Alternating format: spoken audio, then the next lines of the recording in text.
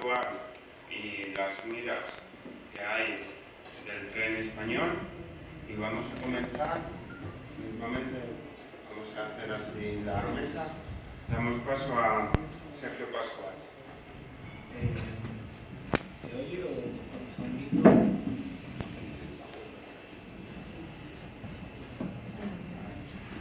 Vale.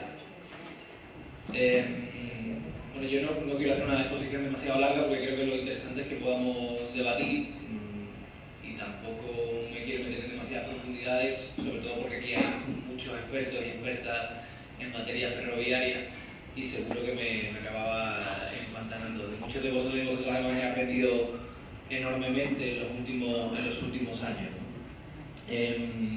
Trataré, por tanto, de darle la lógica de la posibilidad de politización de cada una de las cuestiones que trate y, sobre todo, la lógica de cómo podemos utilizar estas cosas que discutimos aquí ahora para mejorar la defensa de aquello en lo que creemos que es en el ferrocarril público y social.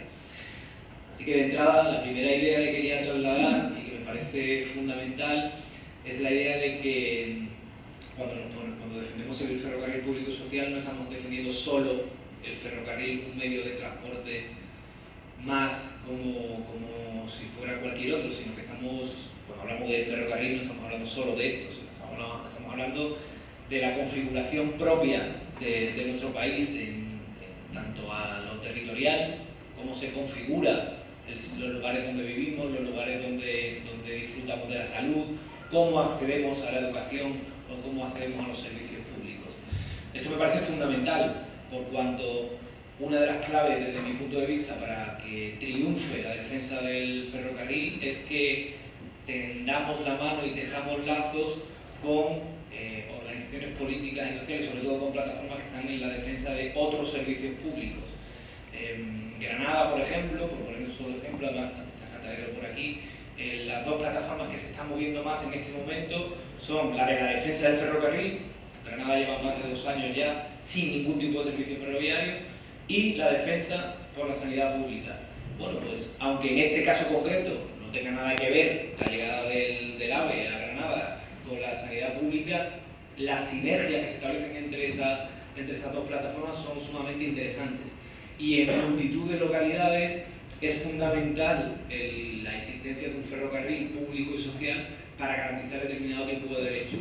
Hace 3 días me encontraba con unos compañeros en un municipio del conurbano sevillano, que viven como a 30 kilómetros, y me contaban cómo a su hija le habían tenido que alquilar un piso en Sevilla porque el horario del ferrocarril no le da para llegar a las clases, entonces están teniendo que hacer un esfuerzo económico brutal para poder mantener a su hija en Sevilla mientras estudia en la universidad y además tiene que trabajar. Bueno, situaciones como estas son muy habituales, y si somos capaces de imbricarlas con la defensa del ferrocarril estaremos ganando potencia de fuego y sobre todo estaremos ampliando enormemente el conjunto de la ciudadanía a la que nos dirigimos. ¿Qué quiero decir con esto?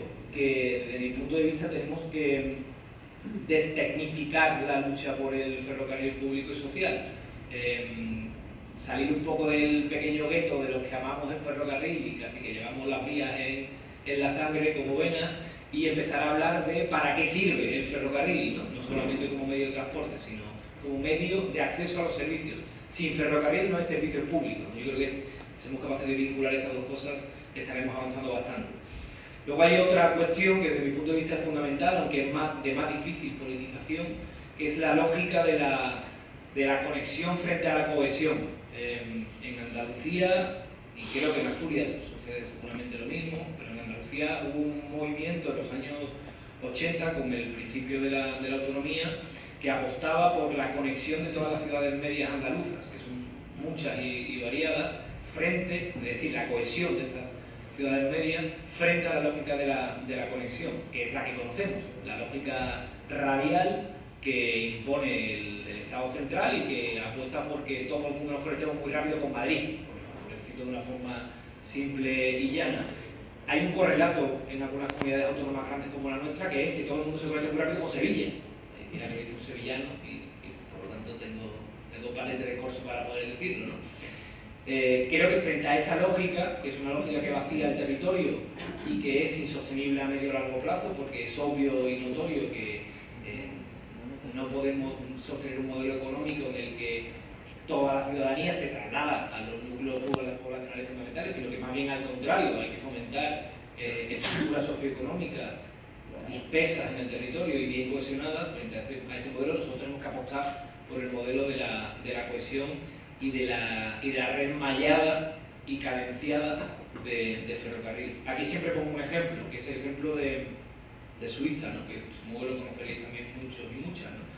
Suiza es un país que tiene, es un país que tiene en torno a hace unos cuantos años en torno a 30 o 40 kilómetros de alta velocidad en todo el país. España tiene 3.000. Y sin embargo, en España el número de kilómetros medios que utiliza cada habitante es en torno a 500. En Suiza, el número de kilómetros medios al año por cada habitante es en torno a 2.000. Es decir, la red suiza, que es una red cadenciada, mallada, de cercanía fundamentalmente, ha propiciado, primero, mayor uso de la red, y es una red que no es de alta velocidad, insisto, y en segundo lugar, ha propiciado un modelo de desarrollo territorial diferente. Nunca se sabe aquí qué es lo primero, si el huevo o la gallina, pero en cualquier caso nos encontramos con un país en el que la ciudad más grande tiene medio millón de habitantes y no tiene ningún tipo de dificultad para tener un desarrollo industrial de los principales de Europa, ¿no? Yo creo que es un buen ejemplo, ¿no? en el modelo a seguir en materia de diseño de la infraestructura, que no de explotación, que como sabemos tiene otros problemas, ¿no? No me meto en algunas facetas adicionales como las del efecto frontera, ¿no? que hacen los ferrocarriles, porque yo creo que esto ya sí que a lo mejor se nos queda lejos, pero creo que hay otro factor adicional que sí es fundamental a la hora de hacer una red de ferrocarril y que también deberíamos poner en el centro, que es el factor de la capacidad de catalizar y de movilizar la economía. El ferrocarril nació en España al calor de la economía. En Andalucía son famosos los trenes, algunos de los cuales tienen la etiqueta del material que trasladaban. En Sevilla el tren más conocido era el tren de los panaderos, que era el tren que traía el pan de Alcalá de Guadaira a Sevilla, y se construyó para eso, para traer el pan de Alcalá de Guadaira a Sevilla. La primera línea que llega a Málaga, perdonad los ejemplos andaluces, pero es obvio de dónde vengo, la primera línea que llega a Málaga es una línea que trae carbón a la industria malagueña, y para eso se diseña, ¿no? El tren ha tenido una historia muy vinculada a la economía, ¿no? Y es que, y esto es algo que se desconoce, digamos que hay dos efectos que generan las redes ferroviarias. Por un lado, facilitan enormemente el determinado tipo de rubros económicos, especialmente los rubros como los graneles, la ganadería, etc. Se puede estimar que entre el 30 y el 50% de algunas de estas industrias se lleva, digamos, su cadena de valor en el transporte. Con lo cual, el paso del transporte por carretera al transporte por vía ferroviaria les puede ahorrar en torno a 20 o 30% a todas estas industrias. Con lo que podéis imaginar qué significa esto en términos de potencialidad. Pero al mismo tiempo, y esto, digamos, requeriría más reflexiones, la conexión o no conexión también supone de alguna manera una suerte de barrera arancelaria en los distintos territorios que protegen la economía local. Frente a una red mallada que favorece los intercambios económicos en el espacio local, una red conectada exclusivamente con las capitales favorece los intercambios económicos fuera del ámbito zonal. Yo creo que eso es importante, ¿no? Y aquí es obvio la apuesta que ha tenido el Estado, entre otras cosas porque la industria del automóvil mueve un 10% del PIB en España y porque la industria de la construcción mueve otro tanto por ciento, muy vinculada al diseño y construcción de grandes infraestructuras, ¿no? Tampoco voy a meterme aquí a dar datos sobre cómo se ha privilegiado la alta velocidad frente a la velocidad alta, o las altas prestaciones, o la media, o la media distancia y la cercanía, porque yo creo que también es conocido. Simplemente el dato de que los presupuestos de 2017, un 75% de las inversiones van a alta velocidad en España. Y es un servicio que utiliza el 10% de los viajeros de los ferrocarriles en España. Creo que eso nos permite hacernos una cuenta bastante fidedigna de qué y a quién le importa a este gobierno, ¿no? Siempre hago la misma cuenta, ¿no? Por cada euro que se invierte en cercanías, en un viajero de cercanías o de distancia, se invierte en torno a 100 euros en el viajero de alta velocidad. Y eso define que es muy a las claras qué es lo que quiere este gobierno. Creo que lo que nos toca es poner encima de la mesa propuestas coherentes, sencillas y desde mi punto de vista factibles para que consigamos tener una hoja de ruta creíble para la ciudadanía, y ahí hay mucha gente que ya tiene mucho avanzado, no solamente desde la plataforma, también desde los sindicatos. He visto por ahí un documento de CGT que me parece sumamente interesante a la hora de ubicarse, ¿no? en el panorama ferroviario. Hay algún otro documento que han hecho plataformas ecologistas y que creo que son muy interesantes, y me parece que ahí habría que hablar de algunas cosas que a todos nos suenan, pero que habría que poner en el centro, ¿no? La lógica de la intermodalidad. La lógica de la intermodalidad que afecta tanto a mercancías como a usuarios, como a ciudadanos. La intermodalidad, que es algo que a todos ya nos suena, significa un salto cualitativo entre la usabilidad o no usabilidad del ferrocarril. En todos los países en los que se ha experimentado o se ha facilitado la intermodalidad, bicicleta-tren por un lado y bicicleta-autobús por otro, y bicicleta-coche particular, el salto en términos de usabilidad de las líneas de ferrocarril ha sido exponencial. Y este tipo de mecanismos son relativamente sencillos.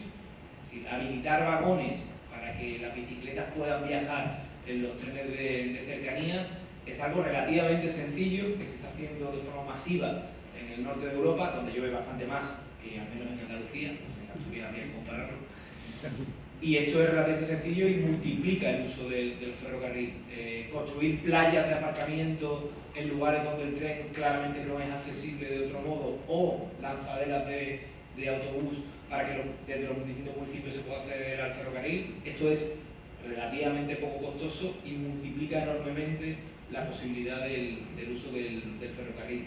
Y luego otra cosa que parece también relativamente fácil e inocua, como es fomentar las tarjetas únicas de transporte, es fundamental a la hora de propiciar que el ferrocarril se utilice más. Y parecen aparentemente luchas relativamente colaterales a la del ferrocarril, y desde mi punto de vista son centrales. La defensa, en el caso, por ejemplo, de la provincia de Sevilla, la defensa de una tarjeta única de transporte para el consorcio metropolitano que permita a un usuario montarse en un tren en Benacazón, llegar a Sevilla y luego coger un autobús de Tusán sin tener que hacer un coste adicional con el billete, y además sin tener que comprarse otra tarjeta, otro billete, mejora e incrementa la usabilidad del transporte público de una manera digamos que poco previsible a vista de pájaro, pero que en la práctica lo resulta muy claramente. Lo de la accesibilidad es otra de las grandes cuestiones. El movimiento de ciudadanos y ciudadanas que tienen universidad funcional es un movimiento muy activo que está poniendo muy en el centro el problema de la accesibilidad de los medios de transporte y los servicios públicos, y ahí hay cuestiones que son fácilmente puestas, se puede poner fácilmente, digamos, en primer plano, ¿no? Algo tan sencillo como que se sepa cuáles de esas unidades, cuáles de las unidades de cercanías son accesibles y a qué hora pasan. Es decir, que hubiera una planificación que dijera, mira, el tren accesible pasa a las 2:20, esto no se está haciendo ahora mismo, por ejemplo, en Renfe. Y si tú eres un compañero o una compañera que va en silla de ruedas, llegas a la estación y tienes que esperar a que pase la unidad de las 4 o 5 que hay, que es efectivamente accesible. Posiblemente con un horario esto sería sencillo de arbitrar, ¿no? Este tipo de cuestiones nos ponen encima de la mesa, primero, la necesidad de una mejor gestión, más que una enorme nueva inversión, y por otro lado, nos ponen encima de la mesa oportunidades para conectarnos con otros colectivos que no son necesariamente colectivos vinculados al sector ferroviario, pero que alimentaría, digamos, nuestra defensa del ferrocarril. Creo que en materia de oportunidades y riesgos, y con esto acabo para no monopolizar, tenemos varios riesgos encima de la mesa. Uno, el evidente, lo ha señalado fantásticamente bien Tania antes, que es el de la privatización de los servicios. En realidad, la mejor defensa que tenemos frente a esto en este momento es que las líneas de ferrocarril, por culpa de Renfe, no son rentables en este momento, pero ya se están cargando Renfe y Adif de facilitar la rentabilidad de alguna de estas e incluso con mecanismos bastante torticeros ahorrarles costos a las nuevas operadoras que pueden entrar en los distintos servicios.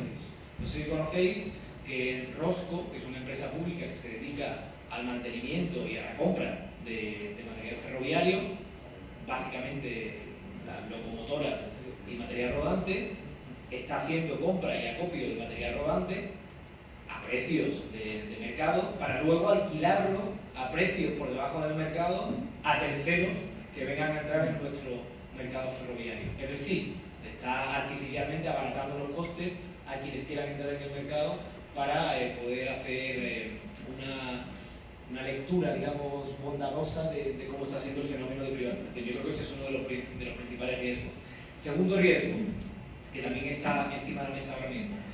INECO, que sabéis que es la entidad pública de ingeniería que hace los estudios previos al diseño de la OSP de ferroviaria, está ahora mismo diseñando el documento que va a facilitar al gobierno el diseño de la OSP, que ya está caducada y tiene que salir a lo largo de este año o principios del año que viene.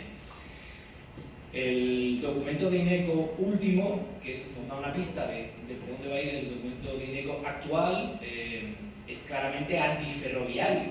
Creo que no hace falta ser ni siquiera ingeniero para darse cuenta de esto. Yo creo que tenemos una oportunidad, en este caso, para torpedear los paradigmas en los que se sustenta el diseño de ese documento de INECO. Si somos capaces de, digamos, torpedear la credibilidad de los principales argumentos de Adif, de Renfe y de INECO, será más fácil que luego pongamos en cuestión el cierre de algunas líneas que pudieran venir de la mano de esa nueva OSP. Y aquí creo que ahí sería relativamente sencillo generar sinergias. ¿Por qué lo digo? Por ejemplo, una de las cuestiones que están encima de la mesa cuando diseñan ese documento es digamos, la carga de usuarios que tiene cada línea. Y esa carga de usuarios es un dato que le da Renfe a INECO. Bueno, pues conocemos y sabemos que hay líneas a las que se le ha cambiado el horario y después de cambiarse el horario tienen menos usuarios. Si empezamos a poner encima de la mesa cuáles son estas líneas a las que se les ha cambiado el horario recientemente y ahora tienen menos usuarios, estaremos empezando a torpedear uno de los argumentos fundamentales de INECO. Otra de las cuestiones que sucede es que hay muchas líneas que no tienen interventores. Por lo tanto, la lectura de cuánta gente utiliza esa línea es básicamente a ojo de buen cubero. Bueno, pues si somos capaces de poner encima de la mesa de manifiesto cuántas líneas no están teniendo interventores en este momento, estaremos serruchando el piso, estaremos torpedeando ese mecanismo de construcción de la herramienta de destrucción del tren que tiene el Ministerio de Fomento, ¿no? Y luego hay otra, que yo creo que también es muy evidente, yo en el Congreso le golpeaba al secretario de Infraestructuras con esto, que es la lógica de la media de ocupación de una línea. Claro, pues el hombre me decía, no, mira, es que la línea C1 de cercanías de Sevilla está a un 22%. No, vamos a ver, estará a un 22% si tú sumas todos los viajeros de todos los trayectos a lo largo de todo el día. Pero tú no diseñas, ningún ingeniero diseña un servicio para la media de uso, se diseña para el pico de uso.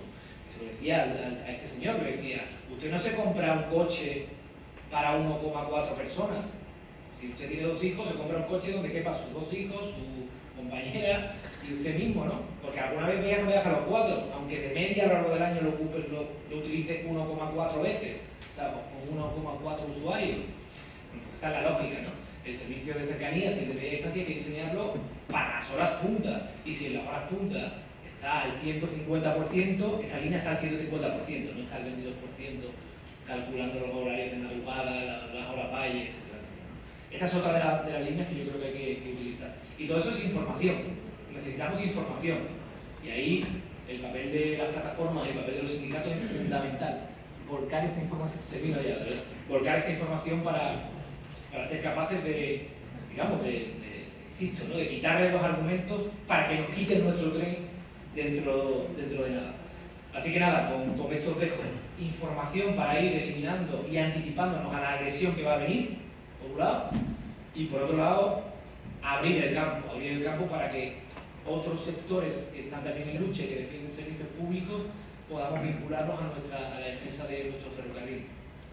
Creo que también hay plataformas que no están aquí hoy, hay que hacer esfuerzos ímprobos porque se puedan sumar y en algún momento también deberíamos tratar de, bueno, pues de resolver nuestras propias contradicciones, ¿no? Hay plataformas que piden soterramientos y a lo mejor esos soterramientos venían de la mano de la especulación urbanística en el terreno que se soterraba. Hay plataformas que piden alta velocidad y habrá que dialogar con ellos para llevarlos a la velocidad alta o a las altas prestaciones, tipo de cuestiones. Yo creo que merecerían un debate para evitar que implosionemos antes de nacer cuando vayamos avanzando en la distinta lucha. Nada más, muchas gracias y le paso la palabra.